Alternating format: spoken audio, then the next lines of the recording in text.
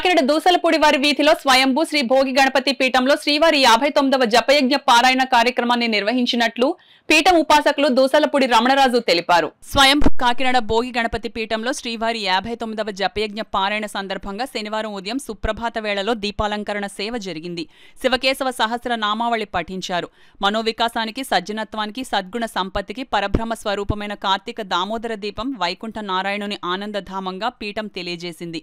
దీపోత్సవంతో శ్రీవారి సంకీర్తన నిర్వహించడం లోక కళ్యాణానికి, లక్ష్మీ సౌభాగ్యంగా వర్ధిల్లుతుందని పీఠం ఉపాసకులు దూసలపూడి రమణరాజు పేర్కొన్నారు. కార్తీక మాసంలో వచ్చే 3వ సోమవారం 18న గణాధిప సంకష్టహార చతుర్థి నాడు నగర సంకీర్తన 1,00,000 మారేడు దళాలతో మహాగణపతికి బిల్వార్చన, లక్షవత్తులతో అఖండ హారతి, చతుర్థి ఉపవాసకులకు అల్పాహార సమారాధనతో పీఠంలో 10వ చతుర్థి మాసోత్సవం జరుగుతుందన్నారు. తిరుమల తిరుపతి శ్రీవారి సేవా సమాజం సభ్యులు పాల్గొని కార్తీక దీపాలు వెలిగించి మంగళహారతులతో తాంబూలాలు అందుకున్నారు. శ్రీవారి యొక్క పాదాలు భోగి గణపతి పీఠంలో ప్రతిష్ఠితమయ్యాయి.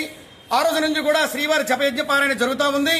వచ్చే 60వ శ్రీవారి జపయజ్ఞ పారాయణలో మరి ఈ యొక్క బాల సుందరి మండలతోటి, అంటే 10 సంవత్సరాల లోపు వయసు కలిగినటువంటి బాలికలతోటి శ్రీవారికి సంకీర్తన కార్యక్రమం జరుగుతుంది.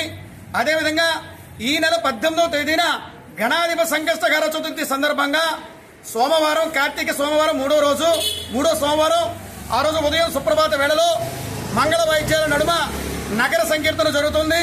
అదేవిధంగా 1,00,000 మారేడు దళాలతోటి బిల్వార్చన కార్యక్రమం జరుగుతుంది.